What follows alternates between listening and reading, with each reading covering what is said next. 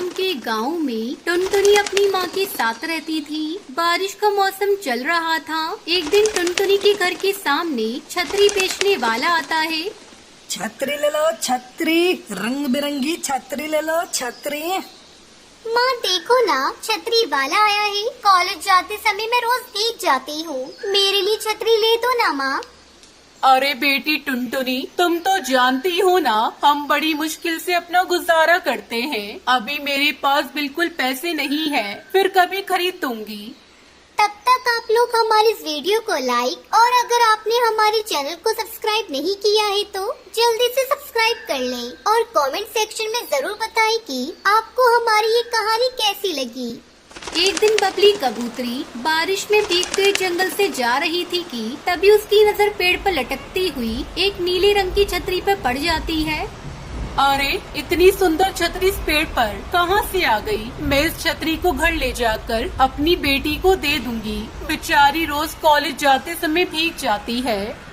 बबली छतरी को उठा लेती है, लेकिन थोड़ी दूर जाने के बाद अचानक वो छतरी एक भूतिया चिड़िया की आत्मा के रूप में बदल जाती है। अरे नहीं, ये छतरी भूतिया चिड़िया की आत्मा कैसे बन गई? अरे कोई मुझे बचाओ। चुप कर बेवकूफ कबूतरी, इस जंगल में तेरी आवाज सुनने वाला कोई नहीं है। भूतिया टूनी चिड़िया की आत्मा बबली को ले जाकर एक तहखाने में बंद कर देती है। कुछ दिनों बाद एक चोर चोरी का सामान छुपाने के लिए उस जंगल से गुजर रहा था कि तभी उसकी नजर पेड़ पर लटकती हुई भूतिया छतरी पर पड़ जाती है। चोर उस खूबसूरत छतरी को देखकर खुश हो जाता है। अरे वाह, इतनी सुंदर और चमकदार छतरी मैंने अपनी जिंदगी में नहीं देखी। लगता है ये विदेश से आई है। अब इस छतरी को ले जाकर मैं चोर बाजार में बेचूंगा और फिर मैं अमीर हो जाऊंगा। चोर लालच में आकर उस छतरी को पेड़ से नीचे उतार लेता है। तभी वो भूतिया छतरी फिर से अपने असली रूप में आ जाती है। मैं जानती हूँ तुम पक्षी बहुत लालची होते हो और मुफ्त में मिली किसी भी चीज को नहीं छोड़ते, इसलिए मैंने तुम पक्षियों को पकड़ने के लिए ये तरीका अपनाया है।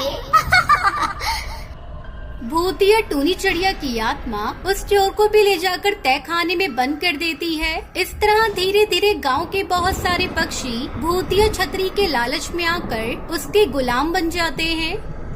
आने वाली अमावस्या की रात में मैं शैतानों को तुम सबकी बलि चढ़ाकर भूतिया चिड़िया की आत्मा की दुनिया की रानी बन जाऊंगी, रानी।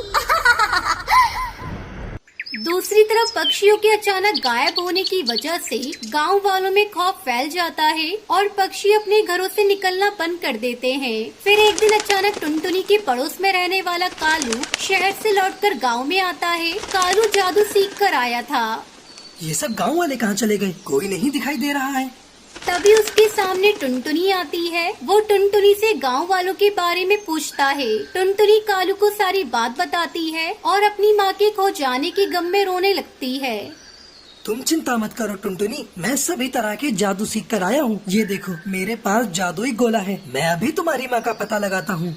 कालू अपनी आंखें बंद करके एक मंत्र पढ़ता है और उसे उसके गोले में सब दिखाई दे जाता है। वो टुनटुनी को लेकर भूतिया चिड़िया की आत्मा के पास जाता है।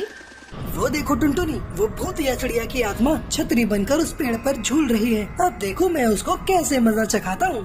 कालू उस भूतिया छतरी को पेड़ से नीचे उतार लेता है और उसके डंडे को जमीन पर पटक कर तोड़ देता है और तभी वो भूतिया चिड़िया की आत्मा अपने असली रूप में आ जाती है। हाय मर गई रे, मेरी टांग टूट गई।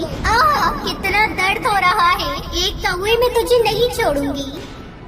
वो जैसे ही कालू पर हमला करने जाती है, कालू एक मंत्र पढ़ता है और भूतिया टूनी चिड़िया की आत्मा को जलाकर भस्म कर देता है। फिर कालू टुनटुनी की माँ के साथ साथ सभी गांव वालों को तहखाने से आजाद कर देता है। कालू और टुनटुनी दोनों शादी कर लेते हैं और खुशी खुशी अपना जीवन बिताने लगते हैं।